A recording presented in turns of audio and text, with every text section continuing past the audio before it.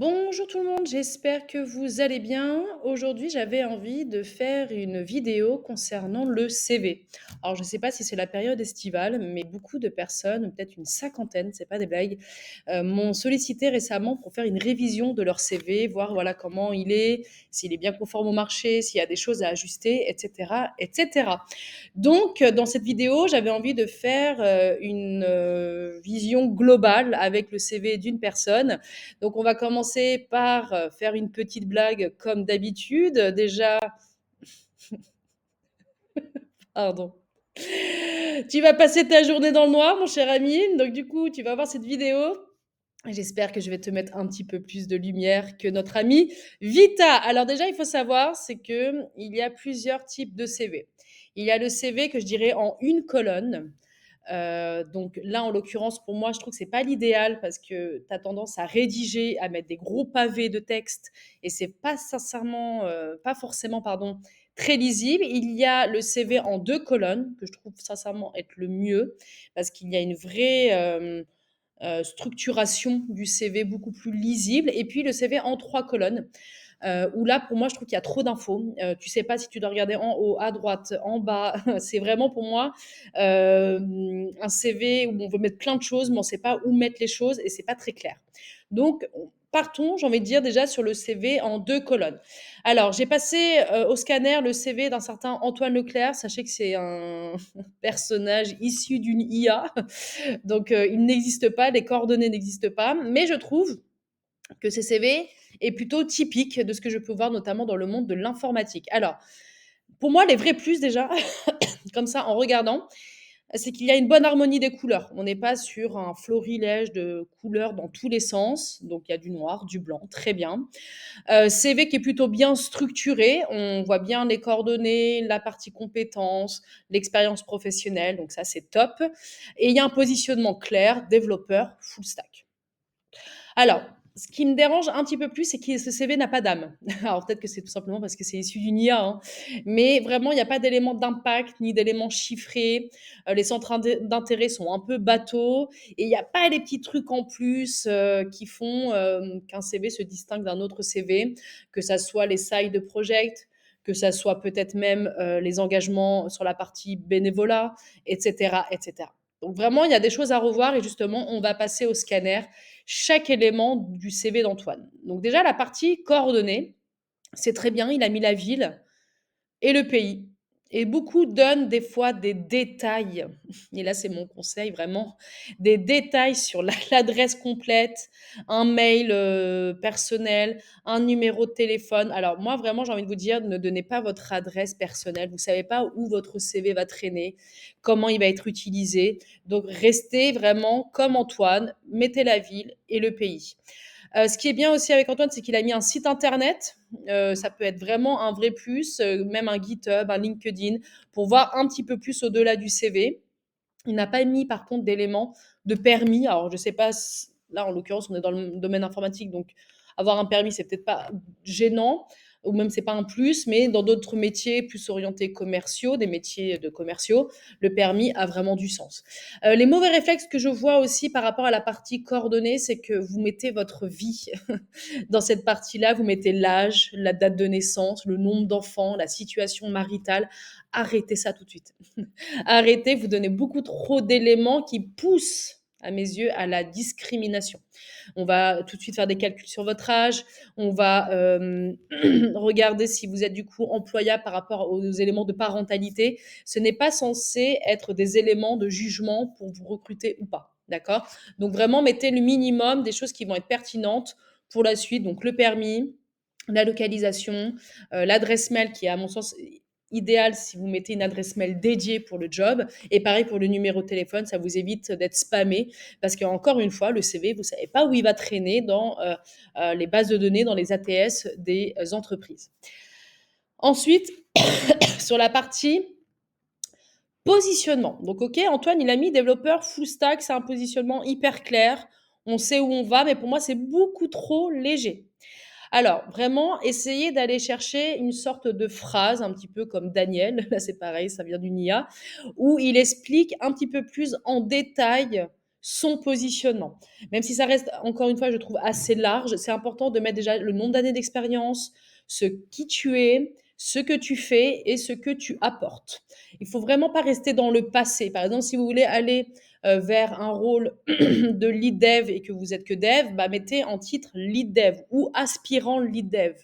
Quand il y a des grosses reconversions, c'est mieux de mettre aspirant. Par exemple, vous êtes développeur et vous voulez aller vers du product ownership, mettez dans ce cas-là aspirant PO. Mais quoi qu'il en soit, il faut aller toujours vers le métier qu'on vise plutôt que le métier que l'on a. Vraiment, mettez voilà, trois quatre phrases grand maximum, n'en mettez pas trop, mais une phrase où on comprend immédiatement votre positionnement, c'est un peu votre MVP, Minimal Viable Product. C'est vraiment l'élément qui va tout de suite donner des informations sur qui vous êtes et ce que vous avez envie de faire pour après. Évitez, à mon sens, les hashtags avec des mots-clés, comme par exemple full stack, hashtag Node, hashtag React, hashtag, je sais pas, parce qu'en fait, ça va vous cloisonner techniquement. Et à mes yeux, c'est bien effectivement pour le référencement concernant, voilà, si on doit chercher par mots-clés, mais je trouve que ça vous limite un petit peu, ça donne une certaine vision d'un dogmatisme technique. En gros, vous voulez que ces technologies-là et pas d'autres. Or, des fois, dans des environnements professionnels, on apprécie les gens qui ont une vision produit et qui voient la technique non pas comme une fin en soi, mais comme un moyen au service de l'usage du métier, au service des utilisateurs. Donc, éviter à mes yeux les hashtags, pour moi, c'est vraiment ce qui pourra éviter un cloisonnement technique. Adapter ce positionnement aussi selon les offres. Ça arrive voilà, qu'il y ait des freelances qui ont plusieurs types de CV en fonction de ce qu'ils sont et des opportunités. Donc peut-être vous êtes développeur back-end, développeur full stack, vous pouvez mettre aussi, je sais pas, solution architect, j'en sais trop rien. Mais essayez vraiment d'avoir, si vous avez vraiment beaucoup de cordes à votre arc, oui, mettez plusieurs positionnements et travaillez un CV en fonction de ce positionnement. Concernant l'expérience, beaucoup de choses à dire sur ce point-là. Donc là, c'est bien, il a mis le rôle. Il y a une bonne présentation de l'entreprise avec sa localisation et il y a aussi la date de prise de poste, mai 2018 jusqu'à aujourd'hui.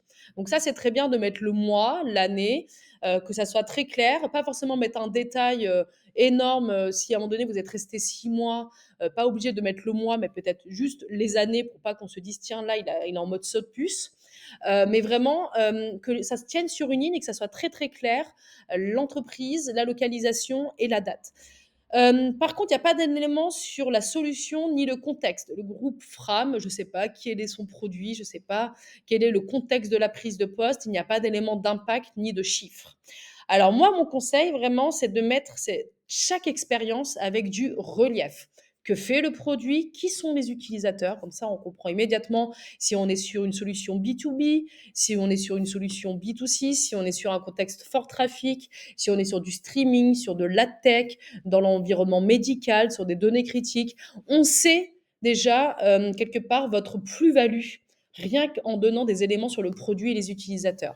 Ensuite, sur le contexte, est-ce que c'est un contexte from scratch? Est-ce que c'est un contexte de maintenance? Est-ce que c'est un contexte, je ne sais pas, de migration technique? Et votre rôle, parce que finalement, développeur full stack senior, c'est intéressant, mais on ne sait pas exactement ce que ça signifie dans le cadre de cette entreprise.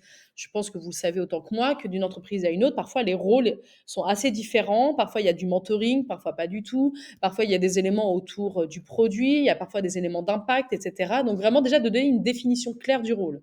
La taille de l'équipe, les cheminements techniques et méthodologiques, c'est-à-dire ce que la personne a mis en place, soit collectivement, soit individuellement, tant sur les aspects méthodaux que sur les aspects techniques, et enfin les livrables et les éléments d'impact. Alors, les éléments techniques, ça peut être soit détaillé, soit vous pouvez mettre des éléments en dessous de l'expérience sur l'environnement technique. Mais c'est toujours intéressant de comprendre comment la technique a été utilisée et à quelle fin elle a été utilisée, dans quel but, etc., etc. Vous pouvez rajouter en dessous des éléments sur justement à la fin de l'expérience tout ce qui va être autour des side projects ou sur les projets open source. Et vous pouvez aussi faire tout simplement une mise en page avec un tableau. Ça, c'est pas mal, c'est assez clair, on voit très bien le nom du projet, la description. Vous pouvez vraiment travailler aussi sur une mise en forme qui rend tout de suite très clair l'impact.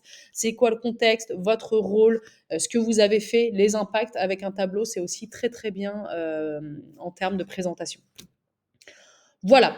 Sur les compétences, beaucoup de choses à dire aussi. Alors c'est très bien, Antoine, il a plein de compétences, mais pour moi, c'est beaucoup trop vague et pas structuré. Langage de programmation, OK. Base de données, d'accord. Ça veut dire quoi? Outil de développement, alors là, on ne sait pas du tout où il veut aller.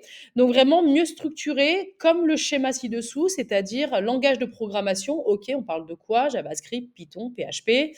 Les frameworks, pareil, base de données, sur les éléments d'architecture, sur des éléments autour de la data, sur des éléments autour de l'ops, etc. Mettez à peu près 4, 5 compétences. Plus vous en mettez beaucoup, beaucoup, plus on se dit, oula, ça sent le bullshit. La personne ne peut pas maîtriser tout ça. Donc, vraiment, mettez vraiment vos compétences phares. Sur cette partie-là, moi, je propose aussi aux individus de faire une partie très chronologique, un CV classique, mais aussi de faire un CV de compétences. Par exemple, sur la compétence back-end, en gros, combien d'années d'expérience sur ça, quels sont exactement les projets, etc., etc. Ça donne un petit focus vraiment sur une compétence, comment elle a été utilisée et quel est le relief de cette compétence. Alors évidemment, vous n'êtes pas obligé de le faire comme ça, mais ça peut donner un petit peu plus de matière pour qu'on sache un petit peu plus qui vous êtes et quelles sont vos compétences. Et dans ce même CV, moi je le propose aussi, c'est de faire une sorte de proposition de valeur. Vous souhaitez aller plus loin, voici mes potentiels points de matching, qu'est-ce qui va faire que vous allez bien travailler avec moi sur ma culture justement technique, sur ma culture d'entreprise, sur ce que j'adore, sur mes points rédhibitoires, sur ma veille, etc., sur mes valeurs clés. Ça permet à l'entreprise de se projeter plus facilement avec vous, au-delà des éléments chronologiques et figés. Donc ça, c'est voilà, si vous avez le temps, soit vous l'ajoutez en lien dans vos éléments de coordonnées ou dans la partie expérience, soit vous le faites directement sur un site en ligne où vous mettez le CV de base et puis après, quelque part, les environnements, vos principales compétences. Donc là, c'est des compétences, par exemple, voilà, j'ai mis back-end, agile, DevOps, mais ça peut être aussi des compétences, des expertises métiers. Il n'y a aucun souci avec ça. À éviter, ce principe de compétence que je vois assez souvent avec, une sorte de je sais pas comment expliquer ça, mais des frises, ou même des fois en mode étoile, je le vois assez souvent. Pour moi, ça n'a aucun sens. Certes, c'est très joli, mais ça n'apporte aucune information, pertinente. On ne sait pas exactement ce que ça veut dire, une barre où il y a beaucoup de bleu comme ça, où il y en a un petit peu moins, c'est pas très clair. La pertinence se mesure à l'usage, professionnel comme personnel. Ça se mesure aussi au niveau de la régularité et dans un contexte donné. C'est ça qui va vraiment déterminer votre compétence. Du Java, ça peut être utilisé dans un contexte très critique où vous avez eu beaucoup d'impact et avec beaucoup, on va dire, d'éléments de performance, de scalabilité, je sais pas, de programmation concurrente, comme vous avez pu faire du Java tout simple en mode intranet, quoi. Et du coup, même si vous mettez que vous avez utilisé Java pendant 8 ans, le contexte va grandement et l'usage va grandement conditionner l'expertise que vous avez sur un langage donné. Les centres d'intérêt, et qualités, donc là, c'est pareil, lui, il a pas mis les qualités, mais des fois, je vois les qualités, comme des mots comme ça, figés, pareil, technologie, musique, voyage. OK, c'est sympa, il a une variété d'intérêts, mais je vous le dis franchement, c'est des mots figés, trop vagues. On ne sait pas beaucoup plus sur la personne, en fait. Musique, c'est très large. Est-ce qu'il en fait? Est-ce qu'il aime la musique? Le voyage, bon, OK, très bien. Est-ce qu'il a, je sais pas, des éléments beaucoup plus détaillés sur ce point? La technologie, c'est pareil, c'est très large. Donc vraiment, mon conseil, c'est de donner plutôt des exemples concrets, des médailles, des compétitions, si la personne elle a été mentor sportif, mentor technique, partage de création, vraiment des éléments où on va se dire, tiens, là, ok, c'est concret, c'est pragmatique, idem pour les qualités. Et ça, j'ai évidemment fait une vidéo sur le sujet qui rendent on va dire, la qualité et le centre d'intérêt avec une vision beaucoup plus terrain, où on se dit, ah bah tiens, là, c'est concret, c'est réel, c'est pas juste des mots en l'air comme ça, que n'importe quel autre candidat pourrait écrire aussi sur son CV. Donc ça va remplir des espaces pour rien en fait sur votre CV. Autant ne rien mettre ou alors vraiment vous mettez quelque chose quitte à mettre voilà 2 pages, hein, c'est pas gênant, mais au moins du détail, de la réalité par rapport à vos centres d'intérêt. Concernant la formation, bon là, c'est très bien, ça tient sur une ligne. Information sur les dates, pareil. Éléments d'auto-formation, c'est ce qui manque, je trouve. Alors je dis pas que tous doivent aller sur de l'auto-formation, hein, je dis tout le monde n'a pas cette envie-là, ni cet intérêt-là, mais je trouve que ça peut, donner quand même des éléments intéressants, notamment quand on a une formation courte, ou quand certaines personnes ont parfois juste un bac plus 2, c'est pas gênant, mais de dire que la personne, elle a quand même fait des efforts pour elle-même se former sur plein de trucs, c'est pas mal. Donc moi, je trouve que ça donne quand même des éléments où la personne sort un peu de sa zone de confort, où elle va chercher justement des lectures, de la veille, comment elle va utiliser cette veille, comment elle va travailler sur des side projects. Je trouve que ça donne de la matière pour au moins regarder le code à minima. C'est ce que me disent des fois les clients, ils disent voilà, j'aimerais bien voir le code de la personne, jauger un petit peu ce qu'elle a fait. Ça donne de la matière aussi pour voir votre qualité de code. N'étalez pas vos certifications. Moi, des fois, je vois 6 lignes ou 7 lignes de certification, comme un peu pour camoufler un manque de bac plus 5. On sent que ça renvoie tout de suite des éléments de complexe. Comme si vous étiez complexé à l'idée que vous n'avez pas le bac plus 5 attendu sur le marché. Ça peut faire too much et renvoyer de mauvais signaux. Mettez toujours l'expérience professionnelle avant la formation. Moi, des fois, je vois dans des CV de personnes qui ont 10 ans d'expérience, ils mettent d'abord la formation. Ça fait plutôt CV de junior hein, que de mettre tout de suite la formation avant l'expérience pro. Et n'allez pas trop loin non plus. Des fois, je vois plein de détails sur des expériences, sur des formations ultra lointaines comme le brevet. Non, n'allez pas trop loin, allez jusqu'à la licence, comme là, par exemple, cet exemple. Je trouve ça très, très bien. Ça donne les éléments de base parce que, mine de rien, après, ça prend beaucoup de place et c'est pas vraiment ça, à mes yeux, qui va faire la valeur de votre CV. Concernant les langues, donc Antoine, il a mis courant intermédiaire. On espère qu'Antoine est vraiment bilingue.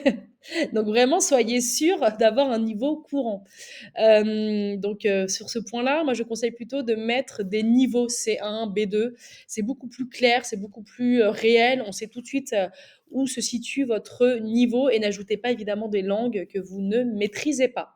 Évidemment, sur votre CV, vous pouvez rajouter aussi des rubriques qui vous parlent, hein, comme par exemple les points forts, le bénévolat, par exemple mon quotidien. Il y en a qui mettent ça. Moi, je trouve ça pas inintéressant quand on est notamment un couteau suisse où on a fait du mentoring, du produit, je sais pas, de la technique, plein de choses en même temps. Ça peut être intéressant de comprendre la proportion de chaque sujet entre les éléments de formation, les éléments de management, les éléments techniques.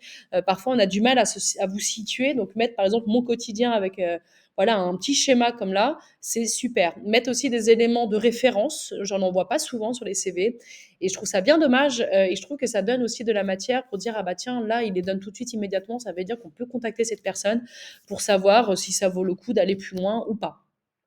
Alors évidemment, encore une fois, je précise, les références ne sont pas un élément qui détermine si on doit refuser ou non une candidature, mais ça peut donner de la matière pour en savoir plus sur l'individu et ses capacités à faire le job. Retrouvez-moi en ligne, notamment pour des personnes qui sont très présentes sur les réseaux sociaux, qui font beaucoup de, voilà, de conférences, qui ont parfois une chaîne YouTube ou qui ont des éléments intéressants à aller chercher sur un blog, etc. Donc ça peut être vraiment très très cool de vraiment faire une page dédiée à toute leur visibilité en ligne. Donc ça, c'est des exemples hein, à aller choper, des expertises, comme je le disais tout à l'heure, sectorielles, plus que des compétences. Ça peut avoir aussi du sens. Alors, mon ultime bafouille, je dirais déjà, soyez fiers de votre parcours. Il y a plein de choses à dire. Des fois, vous avez cette sensation que votre CV, il faut le faire comme le petit copain ou la petite copine. Essayez de vous approprier votre histoire, de voir vraiment ce que vous avez envie de mettre en avant, ce qui va être pertinent par rapport à votre recherche. Mettez-y votre personnalité, c'est votre histoire professionnelle, elle doit vous ressembler. Mais par contre, pas d'excès de couleurs. Là, je vais faire ma Christina Cordula, pas plus de 3 couleurs, parce que des fois, en termes de lisibilité, ça pique en fait. On n'arrive plus à savoir où est l'info, ce qu'il faut aller chercher. Des fois, des photos aussi qui sont inappropriées, où on se dit, punaise, on a notre attention que sur ça et pas sur le reste, et je trouve ça dommage. Donc, mais allez-y doucement sur les effets flashy, promo, warning. Pour moi, je trouve que ça fait vous en fait vous déstabilisez l'intention sur l'essentiel de votre CV. Plutôt deux colonnes. Moi, je trouve que c'est ce que je disais au tout début. Ça rend l'information beaucoup plus claire. 2 à 3 pages, c'est parfaitement OK, notamment si vous êtes plutôt senior. Allez-y joyeusement. Tant que le contenu, encore une fois, il est pertinent et lisible, vous pouvez y aller. Tout tenir sur une page et charger tout à mort avec une police minuscule pour que ça tienne sur une page, j'ai envie de vous dire, arrêtez, ne faites plus ça parce que c'est vraiment dégueulasse. On n'a pas envie de lire et donc ça donne beaucoup trop d'informations pas pertinentes. Structuré, cloisonné, donc ça c'est ce que je disais tout à l'heure. Faites vraiment des belles rubriques séparées pour que ça soit très aéré. C'est comme votre code, hein, rendez la lecture agréable et facile. Donc des polices lisibles, il y a Arial, Calibri, Helvetica, etc. Taille aux alentours de 10-12, pardon, 11, de 10-12, oui c'est ça. Donc pas trop petit ni trop grande. Et enfin, surtout bien formater son CV aussi quand vous envoyez aux recruteurs. Des fois, je vois des CV final 3 PDF ou je vois des CV version finalisée, finalisée, finalisée. Ça fait un peu bizarre. On se dit, punaise, la personne, elle a travaillé super bien le contenu, mais l'approche, le nom du CV, tout de suite, ça casse tout le truc, quoi. Et puis même en termes de référencement, je pense dans les ATS, c'est pas génial non plus. Idem pour le référencement, éviter les fautes d'orthographe, les dates trop vagues ou incohérentes. Voilà globalement ce que j'ai envie de vous dire par rapport au CV. Évidemment, avec chaque individu, je fais du personnalisé, c'est-à-dire que je regarde son CV, je comprends son projet de carrière, j'essaie de savoir exactement où il en est aujourd'hui et ce qu'il veut faire pour après. Évidemment, en termes de stratégie, en termes de contenu, en termes même de construction du projet de carrière, on est parfois sur des éléments qu'il va falloir travailler très à façon sur mesure et chaque individu est un peu différent. Mais ça, je vous donne un petit peu quelque part les fondamentaux de la construction d'un CV avec les bases qui vous permettent vraiment d'avoir une approche beaucoup plus qualitative auprès des recruteurs, des employeurs et des opérationnels. Voilà ce que j'avais envie de vous dire. Donc, bah, n'hésitez pas, encore une fois, à nous contacter. Je dis nous, parce qu'il y a un collectif du Biotech qui aide aussi à travailler tout ça, hein, que ça soit le CV, que ça soit les simulations d'entretien de recrutement, que ça soit, je sais pas, même sur justement tout ce qui va être conception du projet de carrière, etc. Des gens qui se posent des questions sur le marché. Donc voilà, on a tout un collectif, il y a même un Discord qui existe. Et donc moi, je travaille aussi bien en tant qu'agent de carrière, mais aussi en tant que recruteuse. Et donc voilà, vous avez toutes les informations pour nous contacter au besoin. Voilà, très bonne journée à tous et à bientôt.